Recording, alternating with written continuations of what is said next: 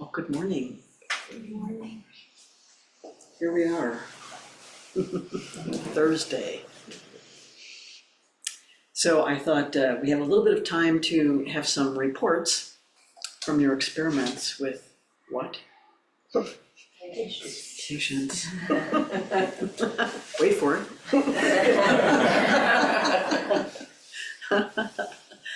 So how did that go for you? Any discoveries? Kim? Yeah, I'm struck with the choices we have when we're tolerant or intolerant. I'm seeing a whole continuum from completely equanimous to, grudgingly being okay with it. And the same with intolerant, being angry or being helpful or loving. And then I was looking at all the various things, like even some of these, sometimes there's bigger spaces here than this, and how I was with that. How are you with that? Okay with that? I'm okay with that. I don't know about this. So anyway, so that was my kind of, What you observed. what I observed, thank you. Yeah. What I observed. Yeah. Looks like there's a hand. Oh, Janelle? Do we want this on gallery so you can see? Better. Hello. I'm still in the early days of navigating this monitoring thing. I noticed two very different experiences yesterday, and I really appreciated the Dharma talk. And I wondered if you might send out the David White readings, because they were so extraordinary. Oh, Dale Yeah, Wright. Dale Wright. Uh-huh. I'm sorry.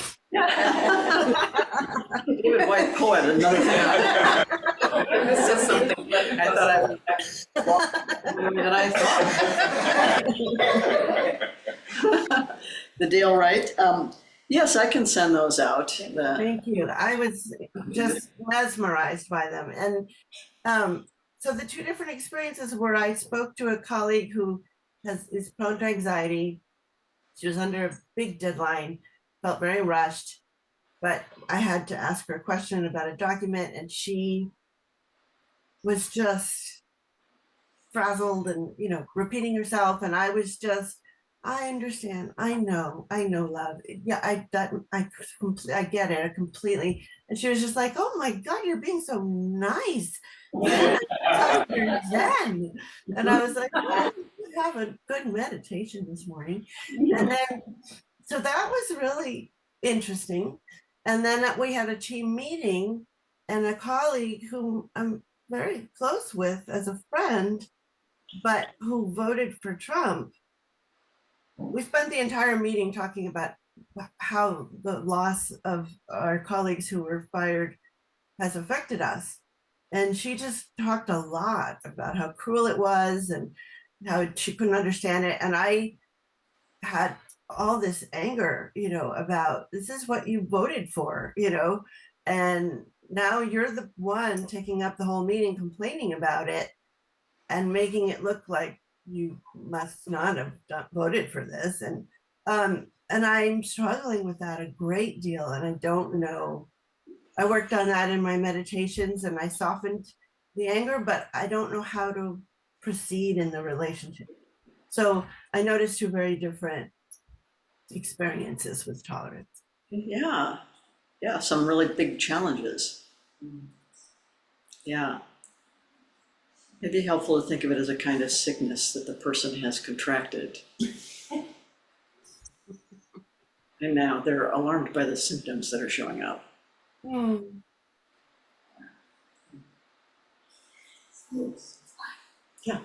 Yeah. I don't know if I can remember this quote. I sent it to you this morning just before I came in. From part of an email, a poem that I got yesterday. It was something along the lines of your impatience must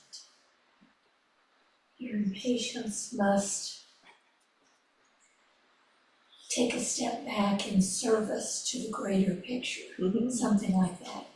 And I was really struck by what that meant for me with my mother, because like Mary Beth and Anne and Lori and Connie, my mother's primary caregiver.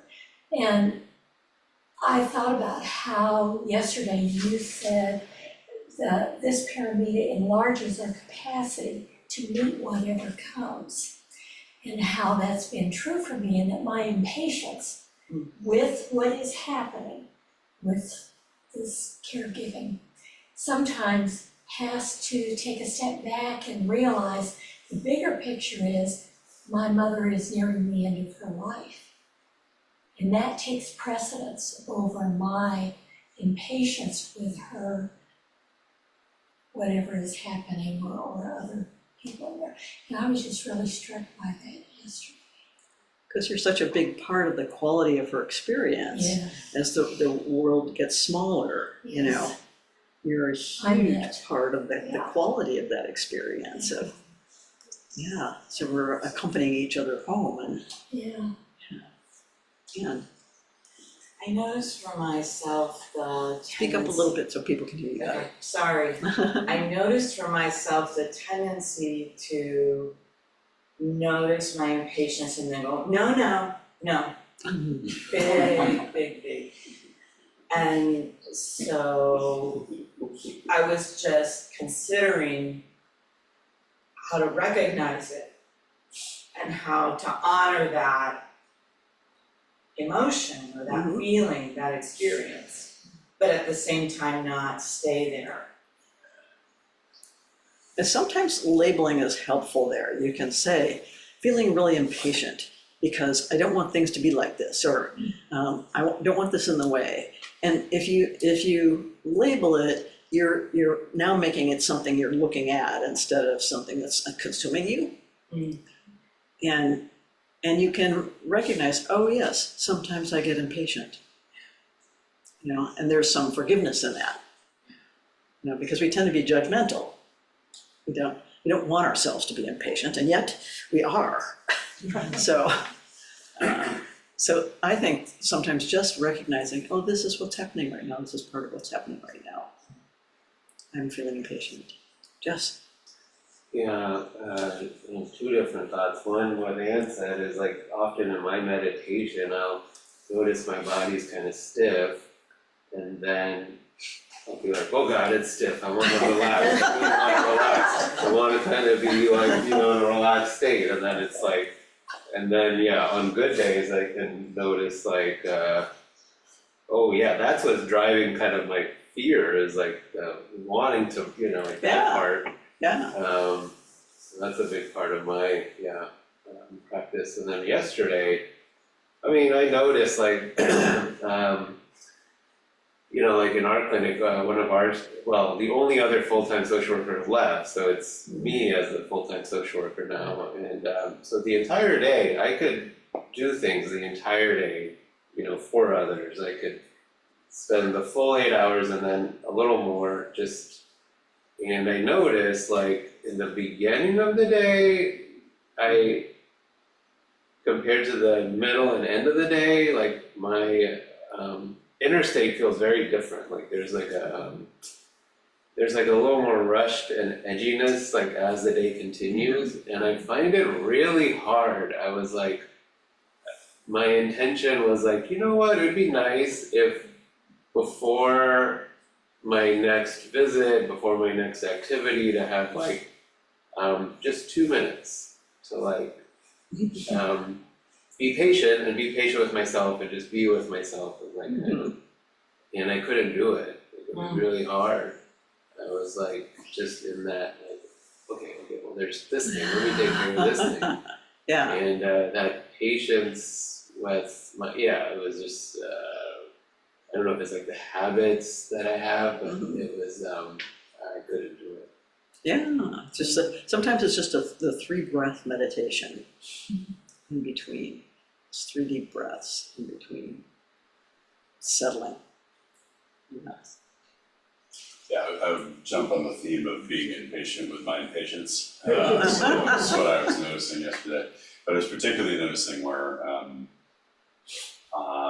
so my wife was having some difficulties at work, and I was co-signing that her difficulties were, valid. By championing them out and getting really frustrated on her behalf and realizing I'm getting frustrated, like, damn it, I need to be more patient here. And I'm just like meta layers of Then you're impatient with the impatience. Yeah. So, but what was really interesting about that was just to feel it in the body, like to feel how quickly you go from just this sort of initial energy of impatience to just this incredible tight wad and a wadded contraction around it. Yeah, And how things narrow and get small. yeah, it is definitely an embodied experience. Yeah, you feel that little agitation, sense of being thwarted. Yeah, Joel? We also have Rosemary when you're ready. Okay, after Joel. Okay, I noticed yesterday, actually, before that after sitting for a very brief time, that I get an ache in my back, between my shoulder blades, and I tried labeling and various things, and she's sitting next to me. She's very steady. What is it? The Buddha talked about eel wriggling. So that's what I feel like is going on with me.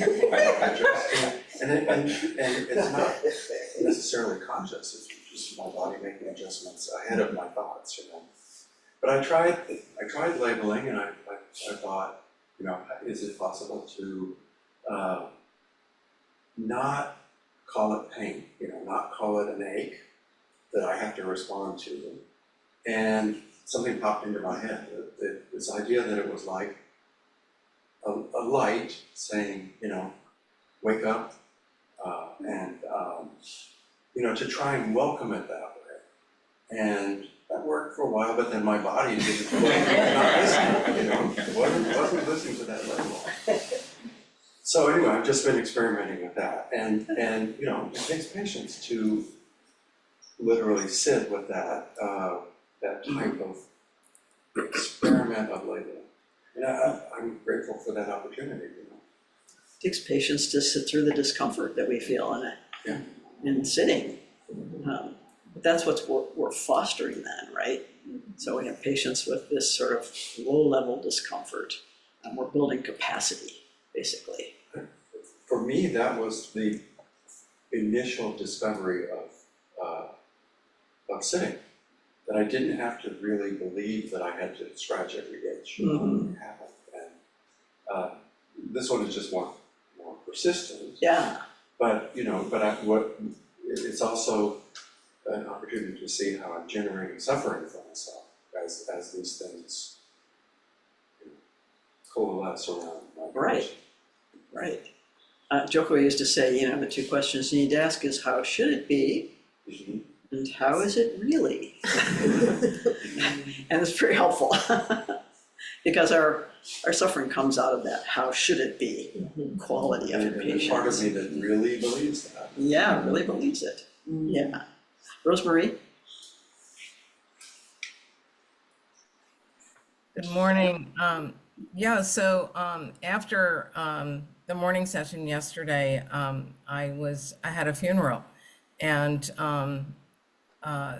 what I noticed was I was with a bunch of this is someone, a former chorus member, was 98 years old and passed. And what I noticed was as we were gathering to leave the funeral home and go to the next place, the funeral director was trying to round everybody up, and I was very rounder upable. I was, yep, I'm there, and new word, but impatient for okay, this is next, and I was thinking about you, Peg, and let's and so I found myself on the first, like the first car, and the person I was driving with said, well, maybe it's supposed to be the family or something, but that worked out. But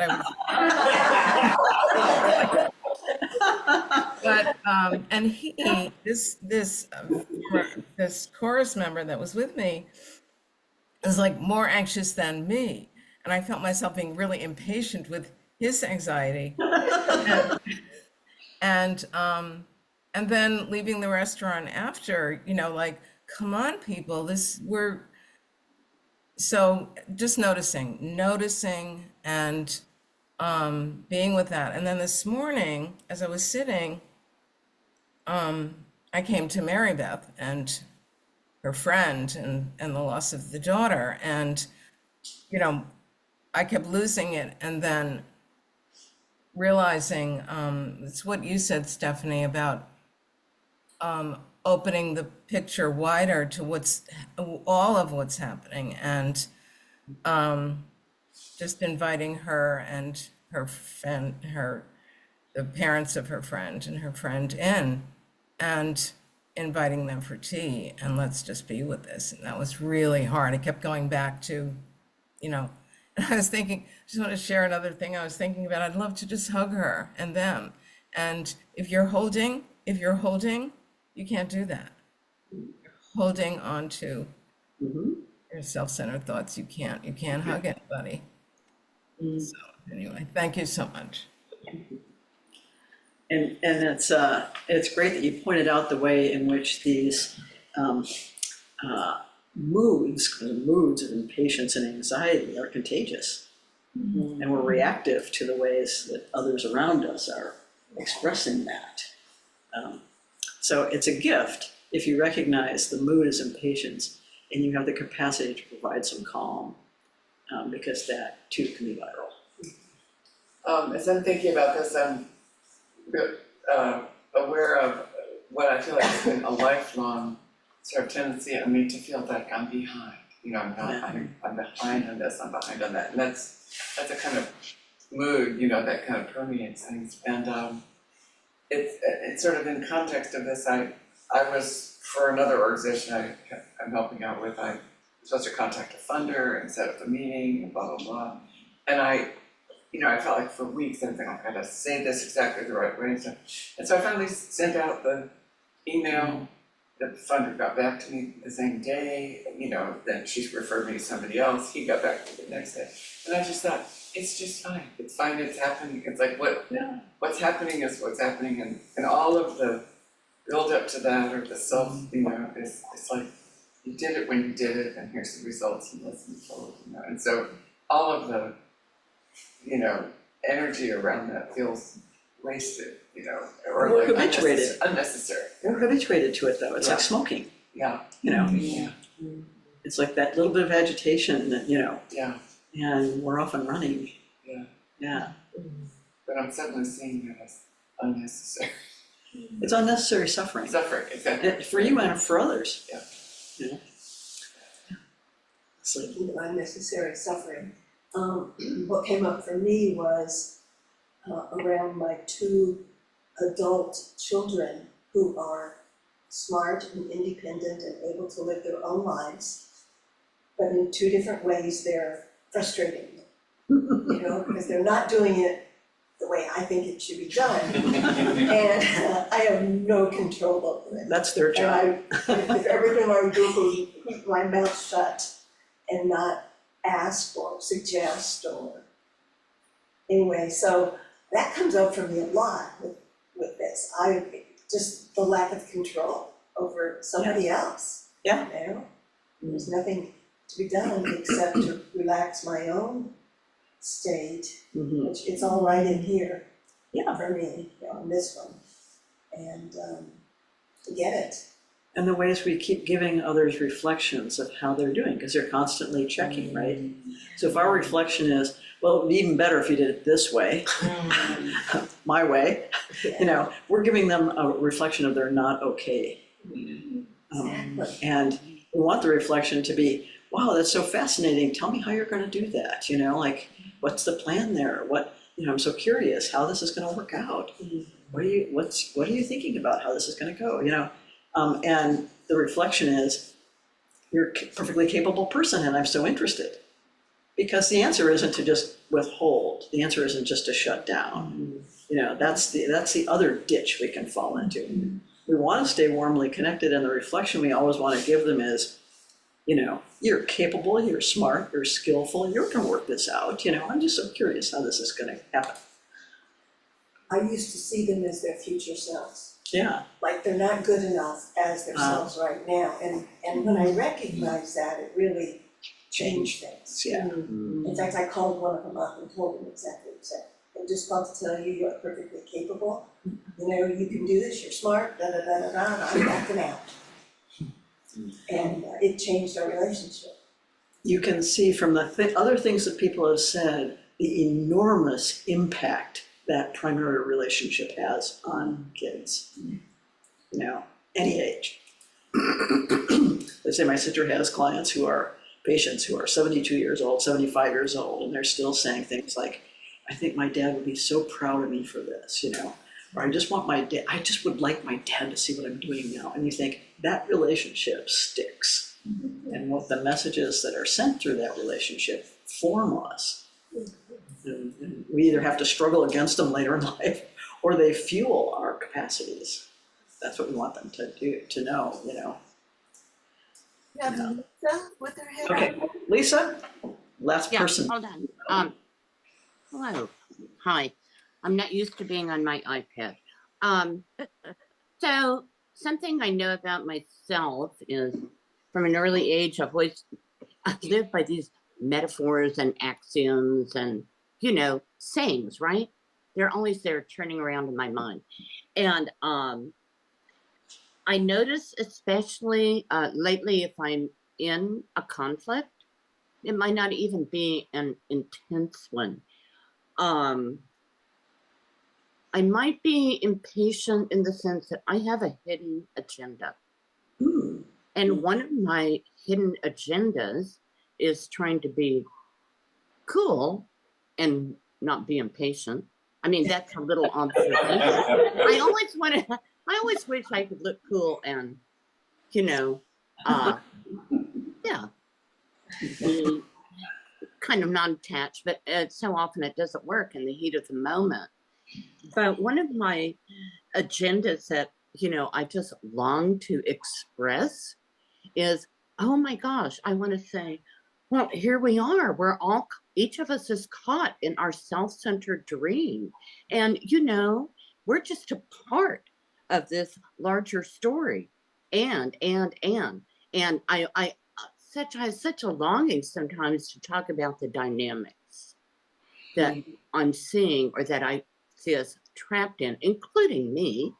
But you know, that's really didactic, and also it's so not appropriate most of the time because it sounds very patronizing, right? It's you know, it creates some separation. That's right. And now while I'm talking, I realize, oh, it even is creating separation in my own mind. You know, for me to, it's interesting because there's a kind of stepping back that creates space, and there's kind of a stepping away that creates separation. You know, when I feel like,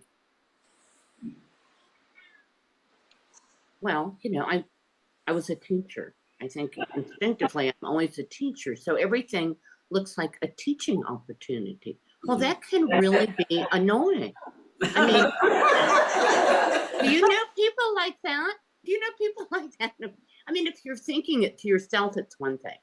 But so I guess what I'm saying is the impatient piece and the wisdom of, I'm also thinking about the action versus inaction.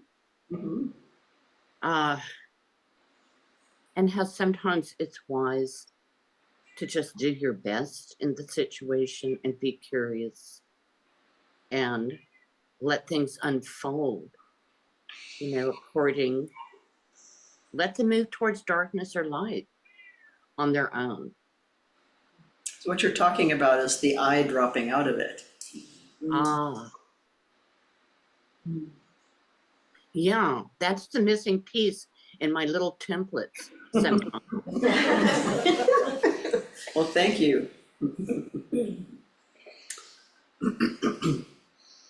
Well, today we turn our attention to this paramita of Virya. It's called Virya in Sanskrit, from which we get the word virile, even vigorous, and it's the perfection of energy. That's how it's usually translated. So it's Thursday. Kind of mid-intensive, and often we feel a bit tired at this point. Getting up early to come to the Zendo, working a full day, and then returning in the evening and sitting until 9. This is not our usual practice. Wearing out our diversions and our stories on the cushion, mixing our practice and our daily lives, and generally doing much more in a day than we are used to. At least that's how I experience it. Sometimes it can feel draining. And here we come to Virya, the paramita practice and training in the perfection of energy. So I think of this term Virya as conveying vigor, vitality, a life force, kind of wholeheartedness and a kind of willingness. Willingness to engage with life. It has a liberating quality. There's a sense that action cures fear, action cures indecision, action cures our dejection. And so its opposites are apathy and lethargy, dullness, dejection, despair, and all of us have experienced all of those things. It's not that you're a person who has Virya or a person who doesn't have Virya. Internally, it has to do with our feeling tone, our physical energy level, our psychological readiness, and what we might call our appetite for life. Externally, it's in what we express, our speech, our actions, our facial expressions, our gestures, the rhythm and pace, and our enthusiasm. Relationally, it's about what we bring to the relationship, the ways we're colored by the level of vigor in others, and what vigor enhances in relating. Right? We all know that we've all been with people where it's almost like an energy sink, right? As you're talking to them, you can feel the energy level dropping. And pretty soon you're thinking, I really need a nap. That's what I need. And there are others in whose presence we feel inspired and we find reserves of energy we didn't even know we had. Even though we might be a little bit tired, we're ready to go. We've all met people like that, right? Or been in experiences like that. And communally, right, as a Sangha, it's the difference between a Sangha that's sagging and dispirited, bickering and unfocused, unwilling, unsupportive, and one that's thriving, active, engaged, mutually caring, enthusiastic, and energized. You can feel it. I can feel it when I'm consulting and I walk into the environment. I can feel it even if there's not a person in it. The energy level is apparent. It's apparent in the care and attention that have been taken in the surroundings. It's just in the air. And we've all experienced in ourselves and others the rise and fall of our energy levels, right? So it's not a hardwired quality. So it's not a quality that's just there or not there. There's a vigorous person or a not vigorous person. Regardless of our past conditioning and our general habits of mind, our habits of interacting and acting, we can cultivate and strengthen this quality. That's what the perfection of Virya is about. Remember that Batchelor speaks about energetically cherishing the good.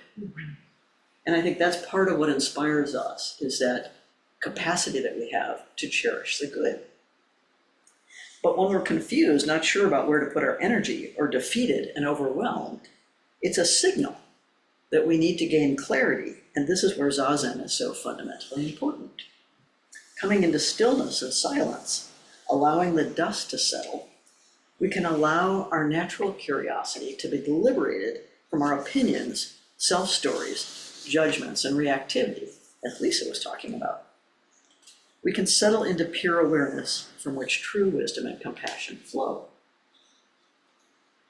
Of course, it's possible for vigor, energy to be misspent, just like any of the other paramitas. Driving confidently and enthusiastically in the wrong direction, for example. And I learned at one point that I could be extremely persuasive and compelling and wrong. It's not rashness or haste.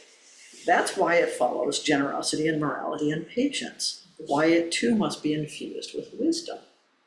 It's not about moving fast and breaking things, as we might have believed when we were young. There's a whole productivity movement that aims to help us get more done in a day, not waste a minute, and focus on the goal of success. There are calendars, techniques, rituals, and practices devoted to speeding up our progress. That is not Virya. In fact, it can inspire its opposite, you may have noticed: resistance, lethargy, self-criticism, distraction, workaholism. So you know it's right there on the calendar what you're supposed to be doing, but instead you find yourself, what, in the New York Times puzzle section? So it's funny to see how this practice, which is added on to our already busy, full, everyday lives, restores and fosters this quality of energetically cherishing the good, even though we're expending more energy coming to Zazen, right? Caring for this place and each other and improving our lives beyond the Zendo. Rather than tiring us out, research shows that 15 minutes of meditation provides for the body and mind what 1 hour of sleep would restore. Maybe that makes up for rising at the crack of dawn to make your way here. But there is a natural flow of energy that changes over the course of the day, the course of our lives. Your little activity of the day will introduce you to that. When I was young, I felt bold and powerful with a kind of rash energy that demanded to change the world. I was in college, but also organizing a commune and also working for the movement to end the war in Vietnam, protesting, marching, writing. There was a fierceness to that energy, and a lot of it was fueled by anger. My energies are quieter now. Over time, my energies were turned toward working and making a living, my husband and family. Still, I was able to do a lot with an abundance of energy and enthusiasm for my work and family, but it was not fueled by rage anymore. I had seen the futility of that kind of energy. Now my energy is turning toward what is most important, a deep appreciation for everything I cherish in my environment, in the people I'm with, in particular for the Sangha, the Dharma teachings, and the Buddha energy flowing through it all. It's a calm, steadfast energy, not so brash, and yet that has its own power. It's not my energy now at all, just the energy. The great tides of the whole cosmos are energy. That great energy and vitality I share with you all is devoted these days to supporting Appamada's continuity and well-being, and to serving in whatever ways my experience and training can to protect its vitality. I'm grateful to have such a rich and inspiring opportunity, such a truly wonderful place for these energies to be expressed. I'm truly inspired by the joyful energy I see you bring to our practice, path, and vow, our dear Sangha, our teachers and supporters. We're providing a luminous response to the life conditions raging beyond our control, to forces of greed, hatred, ignorance, which have their own dark energy and impact.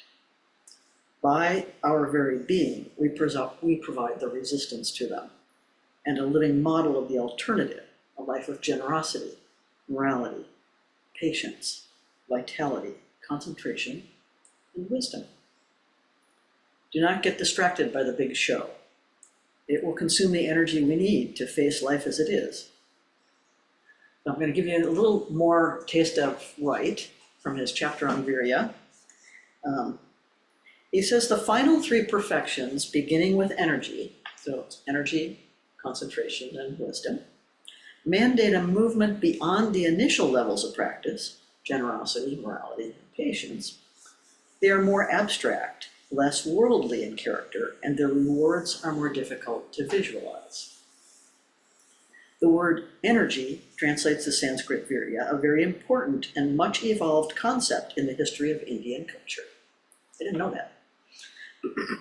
In earlier epochs, Virya pointed to the power and virility of the warrior, the one noted for physical strength and courage. As it evolved, it came to signify prowess of other kinds, the energy and exertion necessary to make extraordinary accomplishments possible. Early Buddhist texts referred to the Buddha himself as a Virya, a great hero, the one who was victorious over the forces of evil, Mara, and whose spiritual achievements would transform the world.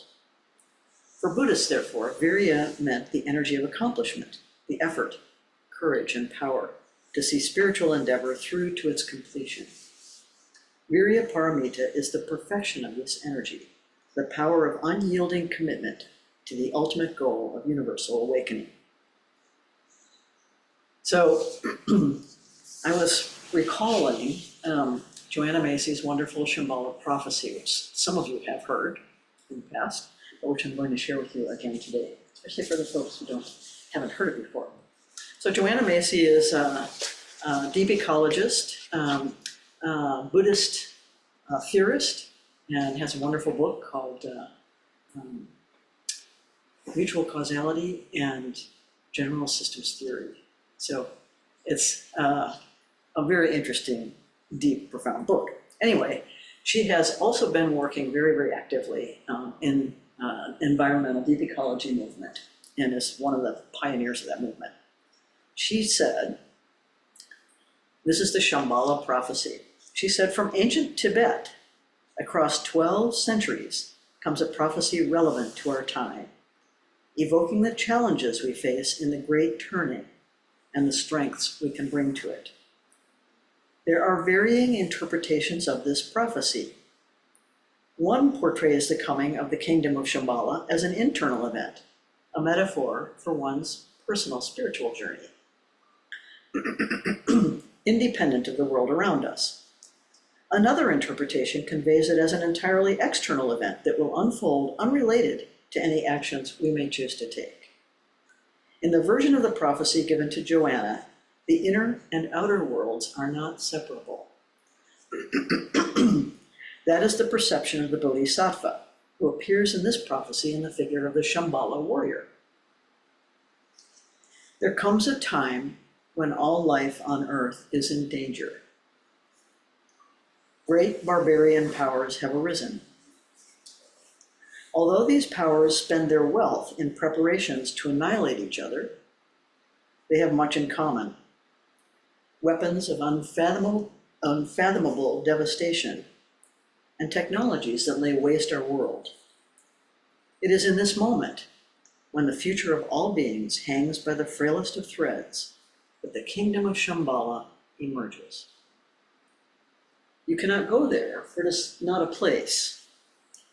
It exists in the hearts and minds of the Shambhala warriors. And you can't recognize a Shambhala warrior by looking at her or him, for they wear no uniforms or insignia, and they carry no banners to show which side they are on.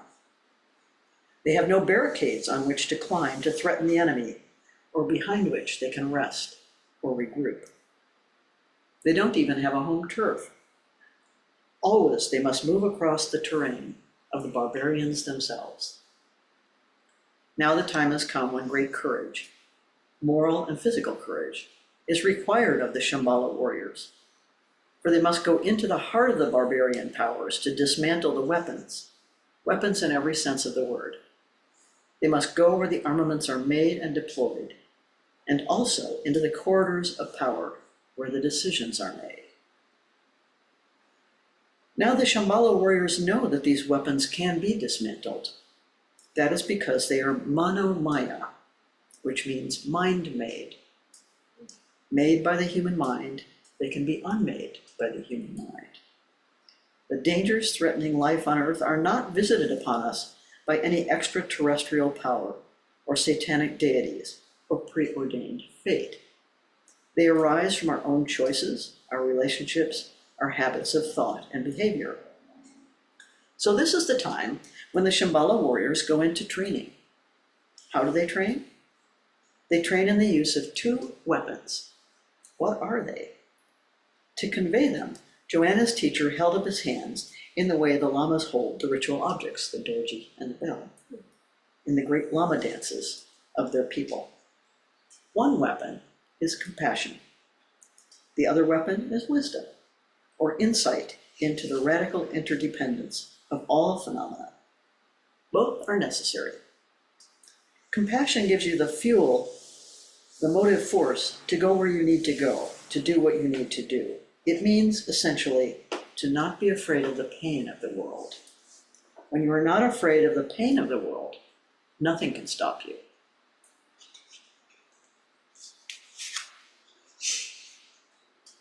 But by itself, that weapon is not enough. It can burn you out.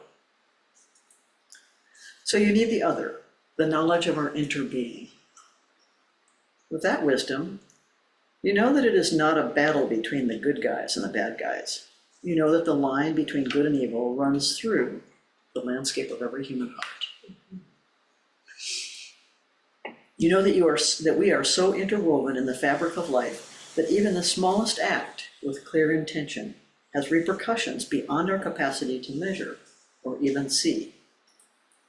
By itself, that insight seems abstract and cool. So to keep moving, we need the heat of compassion as well. So I think this is kind of amazing because this prophecy comes from the 12th century. And seems really quite contemporary. So Wright continues, Shantideva's Bodhi Charyavatara defines energy as the endeavor to do what is skillful and juxtaposes it against such vices as sloth, despondency, and self-contempt. Just to time check, it's 14 past. Okay, so we want to definitely have time to talk with Jessica. It's taken up a bunch of time here. But we want to, and I want to say,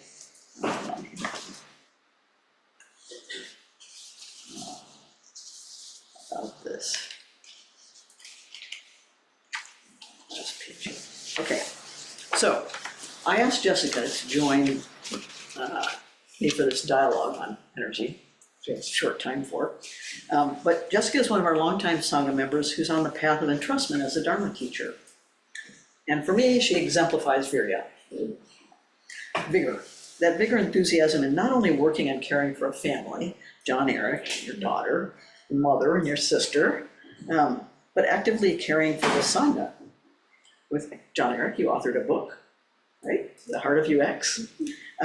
And trying to bring a more humane perspective into the world of technology. Recently, she and John Eric offered a teaching on Hakomi, which is one of the core components of what we practice here, and is extremely generous with her time and energy. So thanks for being willing to come and share your thoughts about this topic. And I did, I was thinking about all that you're doing, and I was wondering, do you have particular methods for restoring your energy when it starts to feel depleted? Yes. Yeah. Yeah, hot Epsom salt bath. Hot Epsom salt bath. Number one.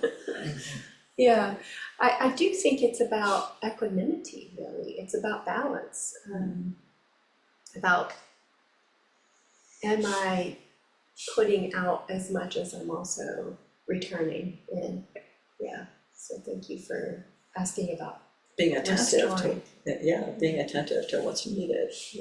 Yeah. Because you're doing a lot. And you just came back from Santa Cruz, and that was kind of restorative. Very much so. The ocean always restores my energy. Yeah.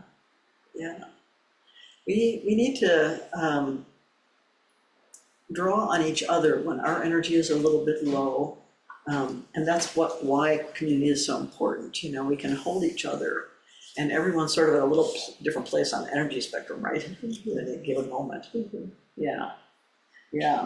So I wanted to ask, what are you particularly enthusiastic about right now?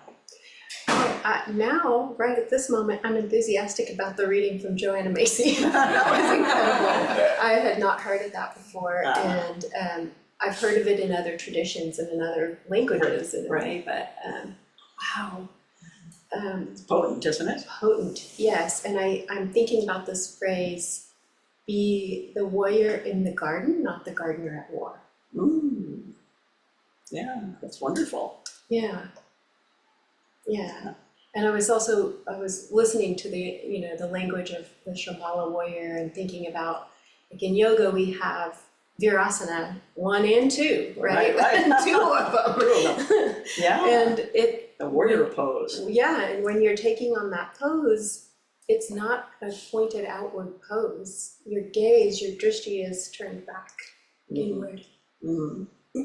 Yeah, so it's arousing that energy, that strength. Yes, and arousing curiosity Mhm, and inspiration. mhm.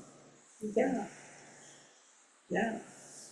I just think it's interesting that there's an understanding in this, that you can train in this, you can cultivate energy.